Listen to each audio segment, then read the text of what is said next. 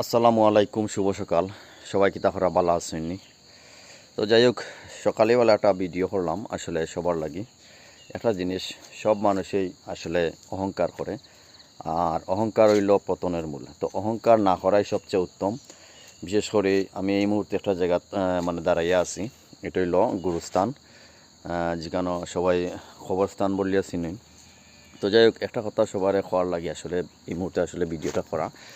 তো অহংকার হচ্ছে আসলে পতনের মূল। আসলে দুনিয়া কিচ্ছু নাই, অহংকার করলে হয়তো নিজে থাকি নিজে নিজে আসলে পরিবর্তন হওয়া।